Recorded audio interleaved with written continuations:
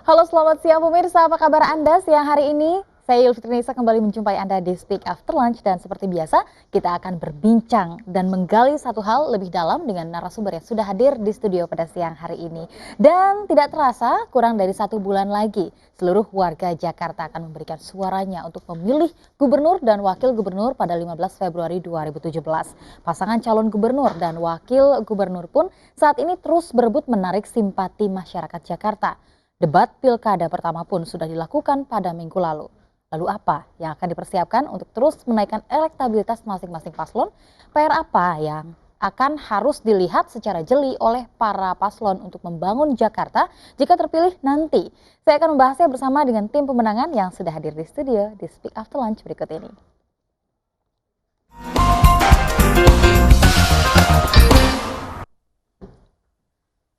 Pemirsa, sebelum kita bahas tema dialog kita pada siang hari ini, terlebih dulu saya akan informasikan apa saja yang sudah dirangkum oleh tim redaksi kami dari pagi hingga siang hari ini. Salah satunya, Kapolri Jenderal Polisi Tito Karnavian berikan penghargaan kepada 87 anggota kepolisian Polda Metro Jaya yang berhasil mengungkap kasus perampokan sadis di Pulau Mas 26 Desember 2016. Kami juga akan menghadirkan informasi lainnya dalam kilas siang berikut ini.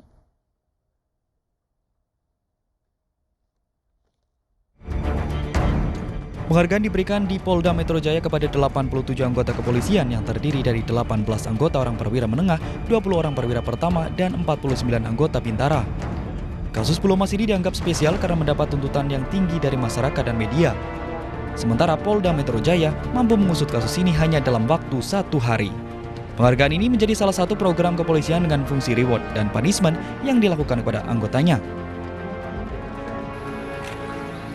Tim KNKT mengumumkan hasil investigasi sementara penyebab jatuhnya pesawat latih jenis Cessna milik Sekolah Penerbangan Mandiri Utama Flight Academy atau MUA di Bandara Belimbing Sari, Banyuwangi, Jawa Timur.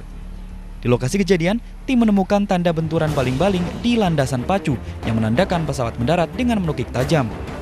Ditemukan pula, roda depan terlebih dahulu menyentuh landasan yang berakibat hilangnya kendali dan terperosok sejauh 50 meter dari titik pendaratan yang membuat pesawat terbakar. Banjir terjadi karena Kali Cimoyan meluap akibat hujan deras. Warga terpaksa harus menyeberangkan motor menggunakan perahu. Warga harus membayar ongkos Rp10.000 untuk 1 kali penyeberangan. Meski demikian, banyak warga yang tidak mengungsi karena khawatir dengan harta benda mereka. Banjir juga membuat warga kesulitan air bersih.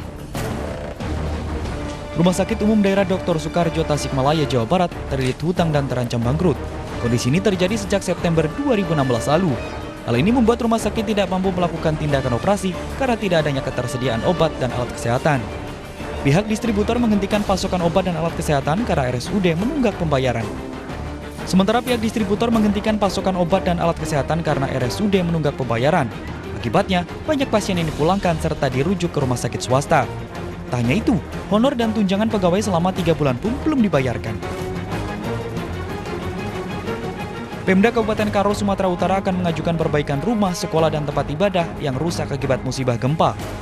Selain mengajukan penggantian kerusakan rumah, Pemda Karo juga memberikan bantuan dasar seperti logistik sehari-hari dan tenda-tenda darurat untuk tempat tinggal sementara. Tim Liputan MNC Media memberitakan.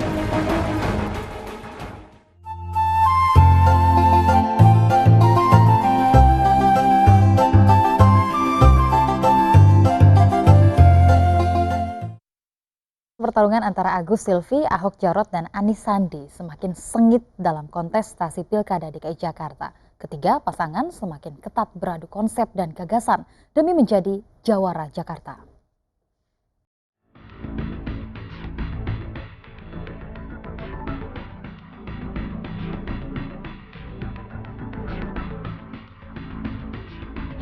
Februari 2017 hanya tinggal beberapa pekan lagi. Kontestasi pemilihan Gubernur DKI Jakarta semakin ketat, genderang kompetisi semakin kencang terdengar. Ketiga pasangan calon semakin kencang berebut simpati rakyat dengan beragam janji dan visi misi sebelum masa kampanye berakhir pada 11 Februari. Belusukan semakin gencar dilakukan demi memperkenalkan diri kepada warga DKI. Calon Gubernur nomor urut 1 Agus Harimurti Yudhoyono terus bergerilya di lapangan. Putra Presiden ke-6 Susilo Bambang Yudhoyono sempat mendatangi Kelurahan Rorotan, Kecamatan Cilincing, Jakarta Utara sambil menyapa warga dari RT ke RT. AHY mengatakan akan terus gerilya lapangan jika mendapat amanah memimpin ibu kota. Selain mengunjungi warga, juga untuk memantau langsung program 1 RW 1 miliar rupiah. Sementara Agus Harimurti Yudhoyono fokus bergerilya dari satu kampung ke kampung yang lain, dari satu kelurahan ke kelurahan lain. Calon Gubernur Petahana nomor urut 2 Basuki Cahayapurnama disibukkan dengan kasus dugaan penistaan agama yang menjeratnya. Setiap Selasa, Ahok menjalani sidang yang selalu menjadi sorotan masyarakat. Di sela-sela itu, Ahok belusukan ke sejumlah wilayah di Jakarta meski 2 kali mendapat penolakan dari warga. Ahok juga membuka rumah pemenangannya di Jalan Lembang, Menteng, Jakarta Pusat untuk berdialog dan mendengarkan aspirasi warga Jakarta. Sementara itu, calon gubernur nomor urut 3 Anies Baswedan memanfaatkan 3,5 bulan masa kampanye untuk mensosialisasikan program serta visi misinya. Anies Baswedan menyapa warga Kebun Jeruk Jakarta Barat untuk memperkenalkan program Peduli Lansia dengan penyaluran tunjangan hari tua sebesar Rp300.000 per bulan kepada para lansia. Nantinya warga DKI berusia di atas 60 tahun akan mendapat fasilitas kesehatan dan transportasi. Warga lansia hanya perlu membawa KTP Jakarta ke RT dan RW untuk mendapatkan tunjangan hari tua. Selain itu, sejumlah visi misi Anies Sandi seperti pendampingan usaha, rumah murah, serta perbaikan sarana dan prasarana pendidikan juga ikut disosialisasikan. Sebanyak 7,2 juta lembar surat suara Pilkada DKI Jakarta sudah selesai dicetak di Kota Makassar, Sulawesi Selatan. Surat suara tersebut dikirimkan ke Jakarta dengan kontainer melalui jalur laut dan dijadwalkan tiba di ibu kota Jakarta 22 Januari mendatang. Pilkada Ibu Kota Jakarta menjadi agenda politik krusial yang dinanti banyak orang. Meski pelaksanaan pilkada serentak di 101 provinsi dan kabupaten kota, Jakarta selalu menjadi sorotan. Adu gagasan dan adu konsep antar kandidat semakin intens di lapangan. Apalagi mereka harus menghadapi warga Jakarta yang tidak butuh hanya sekedar janji. 15 Februari 2017, warga Jakarta menanti kejutan di pilkada. Tim Liputan MNC Media memberitakan. Pemirsa, setiap pasangan calon gubernur DKI Jakarta pastinya memiliki visi misi. Namun seperti apa visi misi yang mereka kemukakan saat debat pertama? Berikut cuplikannya untuk Anda.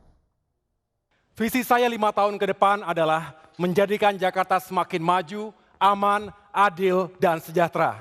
Untuk dapat mewujudkan itu semua, komitmen saya dan tentunya misi saya adalah untuk mengatasi semua permasalahan di Jakarta, meningkatkan pembangunan sehingga Jakarta semakin maju ke depan. Ya, bagi kami membangun Jakarta itu visi terutama dan membangun manusianya. Membangun manusia dengan indikator terukur. Kita kenal di dunia dengan indeks pembangunan manusia. Supaya sejajaran dunia, misalnya 2015, Jakarta telah mencapai IPM 78,99. Artinya kita kurang dari 1,01 telah menyamai tingkat dunia yang tinggi. Kami hadir berdua untuk memastikan kesejahteraan dan keadilan hadir bagi seluruh warga Jakarta. Untuk itu, lapangan pekerjaan menjadi prioritas. Keadilan atas lapangan pekerjaan sangat mendasar. Berikutnya, akses pada pendidikan berkualitas dan tuntas. Kita ingin para orang tua bisa mengantarkan anaknya ke sekolah, bisa mengantarkan anaknya ke madrasah dengan perasaan tenang, dengan perasaan. Dan pemirsa, mencari jawara Jakarta menjadi tema dialog kita dalam Speak After Lunch siang hari ini. Kita akan bahasnya bersama dengan narasumber yang sudah hadir. Langsung saja saya perkenalkan kepada Anda di depan saya. Ini sudah ada Bang Ansi Lema, tim pemenangan Ahok Jarot. Selamat siang, Bang. Ya, selamat siang. Terima kasih sudah hadir di Sama-sama. sini. Kemudian ada Mas Angga Wira, tim pemenangan Anies Uno. Selamat siang, Mas Angga. Salam bersama. Salam bersama. Terima kasih sudah hadir di sini. Dan kemudian ada juga sebenarnya Mbak Imelda Sari nanti juga akan bergabung dengan kita di sini. Jika kita lihat begitu ya, mencari jawara Jakarta. Ini kita lagi cari nih kira-kira jawaranya siapa. Karena dari 3 ini dinilai masing-masing memiliki karakteristik yang unik satu sama lain dan juga punya hal-hal yang bisa ditonjolkan begitu dari satu sama lain. Petahana, kemudian ada hal-hal yang mengedepankan pendidikan dan juga pembangunan manusia. Tapi jika kita lihat juga Pilkada Jakarta kok serasa pilpres ya. Tanggapan Anda seperti apa? Ya, Jakarta adalah barometer politik nasional ibu kota negara dan etalase Indonesia. Dan karena itu apapun yang terjadi di Jakarta, apalagi dinamika politik, tentu akan dilihat ya publik Indonesia mulai dari Aceh hingga Papua, bahkan juga dunia internasional. Dan kita tahu memang pasangan calon yang diturunkan oleh partai-partai politik, ada Mas Agus, ada Pak Ahok, dan juga Pak Anies, ini masing-masing memiliki kaliber tersendiri. Mas Agus, kita tahu bahwa beliau adalah putra mahkota Pak Susilo Bambang Yudhoyono, yang juga punya reputasi dalam bidang militer walaupun masih berusia muda. Pak Ahok adalah seorang petahana yang memang membangun karir politiknya mulai dari level bawah, anggota DPRD, 2 di Belitung Timur, kemudian Bupati, DPR RI, Wakil Gubernur dan Gubernur, dan juga punya track record. Dan juga Mas Anies Baswedan ini adalah seorang intelektual yang memang kapasitas intelektualnya diakui banyak pihak. Karena itu memang Pilkada Jakarta ini menyajikan calon-calon yang memang menarik ya. Dan tentu masing-masing memiliki kekasan, keunikan. Dan yang ingin saya tegaskan bahwa hari ini kita tidak sedang mencari malaikat. Kita mencari pemimpin yang memahami persoalan Jakarta dan bisa menghadirkan solusi terbaik bagi warga Jakarta. Karena itu kalau kita ingin mencari pemimpin, tentu masing-masing calon memiliki kelebihan, memiliki keterbatasan, begitu ya kepada dan ini diserahkan di kepada publik untuk menilainya. Kira-kira yang mana begitu dari mereka, keunikan dari mereka yang kira-kira paling pas untuk Jakarta? Jika kita kembali ke pertanyaan sebelumnya, Pilkada Jakarta ini rasanya seperti Pilpres. Tentunya memang Jakarta ini barometer ya. Dari 101 pilkada tentunya paling besar pemberitaan media juga Jakarta. Jadi bukan salahkan juga masyarakat, tapi juga media yang memberikan porsi pemberitaan yang cukup luar biasa untuk pilkada ini. Memang dari 3 pasangan calon, baik gubernur dan wakil gubernurnya, 3 pasangan tersebut tentunya punya keunggulan komparatif dan kompetitif masing-masing, dan semuanya juga ibaratnya ini udah pemain-pemain kelas nasional semuanya gitu dari 3 pasangan calon. Dan kalau dibilang rasa pilpres, saya rasa enggak juga ya, karena kalau kita lihat pasangan Anies dan Sandi ini kan sebenarnya simbol daripada rekonsiliasi, di mana Mas Anies pada pemilu 2014 menjadi jubirnya Pak Jokowi, Bang Sandi menjadi jubirnya Pak Prabowo, dan pada 2017 di Pilkada DKI mereka bergabung untuk sama-sama punya visi dan misi yang sama untuk memajukan kota Jakarta. Jadi saya rasa jangan ditarik-tarik ke arah sana lah. Ini sangat-sangat berbeda karena juga yang bertanding juga berbeda gitu. Baik, jika tadi dari tim pemenangan Ahok ini sudah bisa menilai begitu keunikan dari masing-masing pasangan calon.